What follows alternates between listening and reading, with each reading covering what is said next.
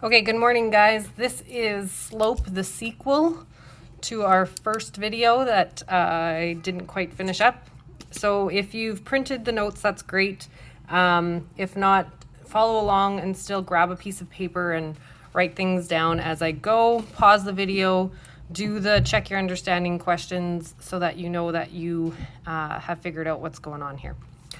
Okay, so on page 6, example 3, it asks to draw a line segment of a given slope. So you're given the slope and then you need to be able to draw it rather than finding the slope from the line.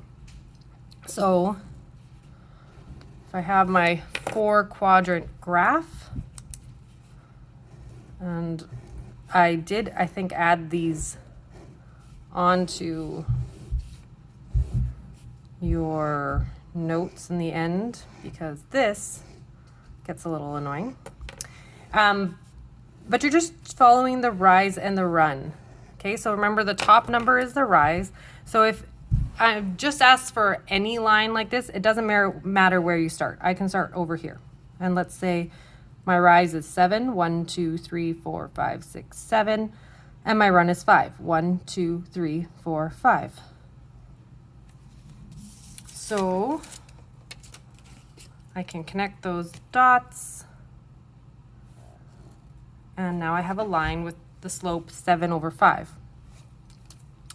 In my negative line, remember that my negative line is going to look different.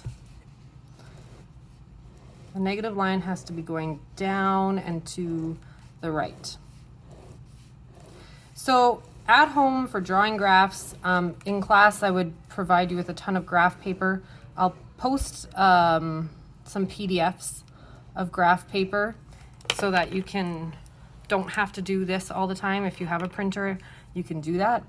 Okay, so if I start over here, -3. Okay, so remember that negative applies to our top number for rise. So we're going to go down 3, 1, 2, 3, and across 8. Hopefully I left enough space here. 1, 2, 3, 4, 5, 6, 7. Create one more line. 8. And there we have it. Okay, so that's drawing the line given the slope. Okay, so pause, do the check your understanding at the bottom of the page, but I'm going to keep going. I don't want this video to get too long. So we can also do things without a graph.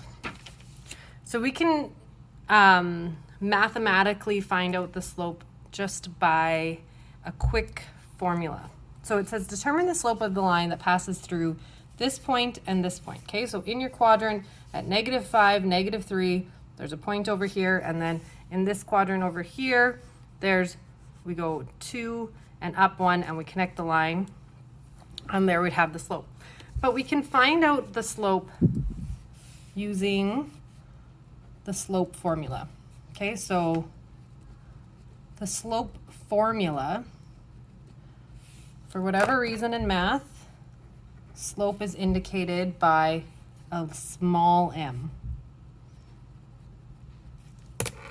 Okay, and then we have y1 minus y2. Okay, so that's the coordinates. y1, if we call this point 1 and this point 2, then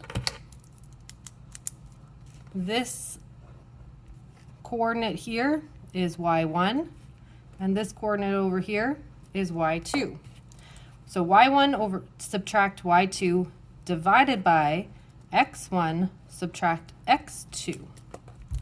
So this one could be x1, this one could be x2. It doesn't matter which point is 1 and which point is 2. This one could be 1, this one could be 1, 2, it doesn't matter.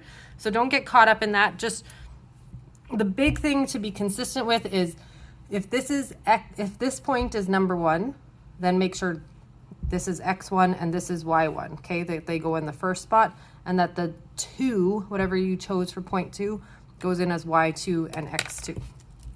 Okay, so we have -3. We're going to substitute in. y1 is -3. Subtract y2, which is 1. That's going to be over x1, which is negative 5, subtract x2, which is 2. So that equals, okay? Be very careful with your negatives here. Negative 3, take away 1, negative 4. Negative 5, take away 2, negative 7. Because they're both negative, we're actually going to write that as 4 over 7. So the slope of that line is 4 over 7.